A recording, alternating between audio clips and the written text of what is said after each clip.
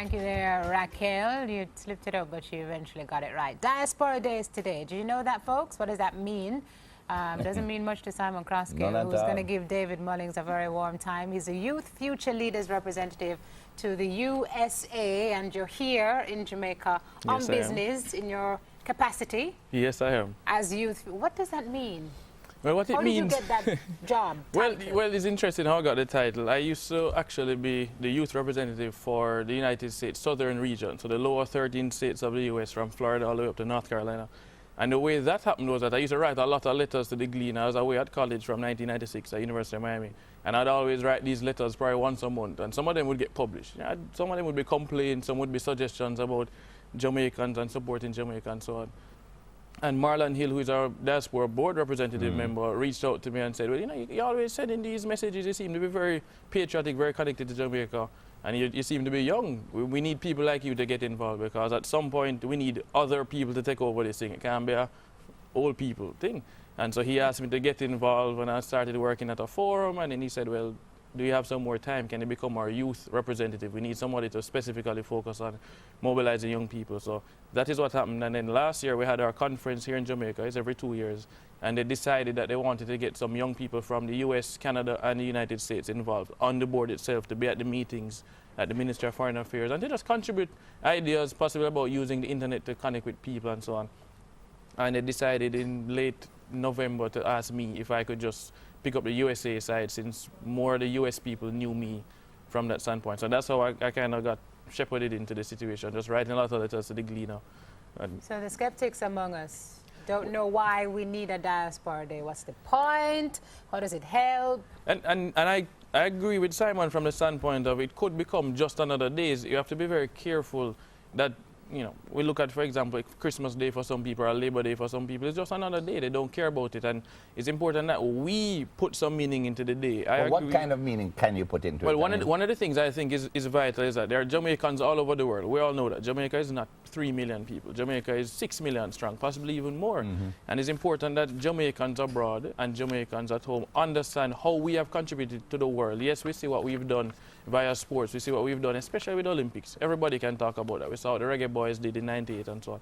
But more importantly, we have Jamaicans who've done amazing things and helped to build other countries while representing us that's as the Jamaica. problem I have, because you should be doing the amazing thing here, helping to build this country. Because the whole on a runway and just leave the place for tear down.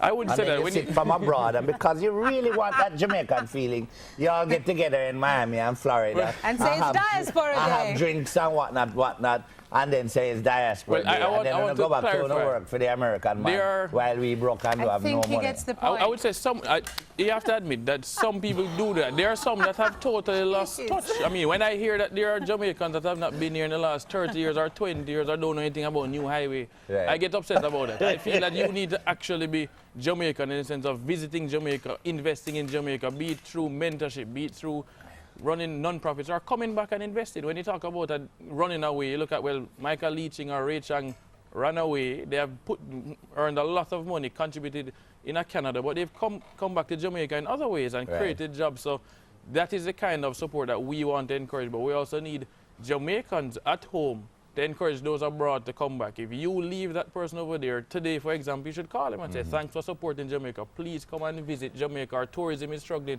Come back for independence. But my, in all seriousness, because I was being a little facile a little while ago, but in all seriousness, we need to, I think, have enough self-belief in our existence and who we are, that when we go abroad, we say, hi, I'm so-and-so from Jamaica. That is sufficient. Right. England doesn't have a England Day for its people who are living in the US or Italy or France or wherever. Neither does Scotland, neither does the USA. Why isn't it just good enough for us to be living in Jamaica, knowing that we have a homeland whenever we're ready to go to, and we don't have to have some major celebration of Diaspora Day? Well, I would say that it's not a major celebration. It's just something to just remind you. We need something once a year at least that says, just a reminder. Yeah, it's called August. Right. Well, we have independence, we have emancipation. But none of those. Or if you want, when you are over there, forget July 4 as Independence Day and call it Norman Manley birthday. But as he explains the reason that we're doing it, don't you kind of What is foreign you want to Well, go? I would say this. No. June, well, let's look at it this way. Please don't June, stand on we me. need to look at it in context. June in the United States was declared Caribbean American Heritage Month starting in 2004. It's been renewed every single year. And we know as Jamaicans, we need to have our own day. We can't just let the Caribbean get everything. We need to be forceful and get a day for ourselves and remind everybody that Jamaicans have done some tremendous things. I mean, we look at Diane Abbott in the UK. She's the first elected black woman to the House of Commons. I could understand why. That is right. So those are the kind of things we need to use Diaspora Day to educate Jamaicans around the world that we have contributed in more ways than just what we see with the sports and so on. And so I think that is why we do take pride from Jamaican performances abroad. Let's not debate that. But I don't know. So Caribbean African Heritage Week or whatever it is.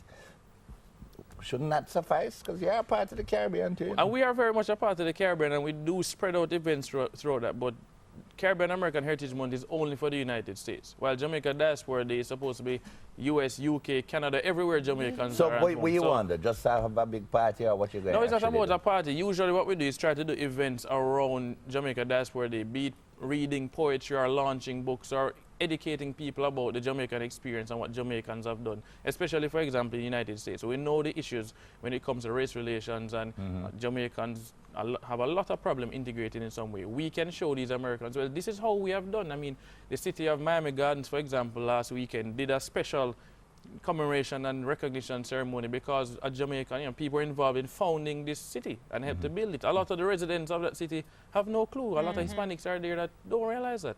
And when they say that Jamaicans have been positive contributors, it helps to get rid of those negative stereotypes. And that is where I think Jamaica Diaspora Day comes in, is help to combat negative stereotypes of Jamaicans abroad. Because, when you look at it, I am Jamaica. Wherever I go, I'm a walking representative of Jamaica. Whether I do good or I do bad. And so we need to make up for the negative stereotypes that exist about Jamaica. 30 seconds. Actually, we have to wrap. What happens today? What happens today, David? Well, today what we're asking everybody is, if you're in Jamaica, just call one of your Jamaican friends abroad and remind them, thank them for the support that they have given, and ask them to come back, preferably for independence. Ask them to support Jamaica. Continue to support Instead of just calling them and asking them to send money or credit to your phone. Have them come back and visit.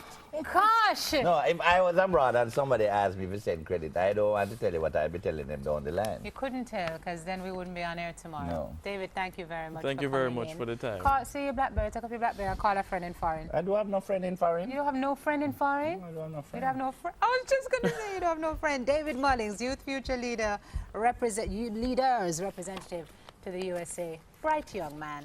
Thank you very much. And you're living here for about a year now. I'm going to be here for a while at Jamaica on assignment. Make sure you bring all of your US. Take a break on Smile Jamaica. we need all the help When we come back, do you know your wines? We'll check. Stay with us. Yeah.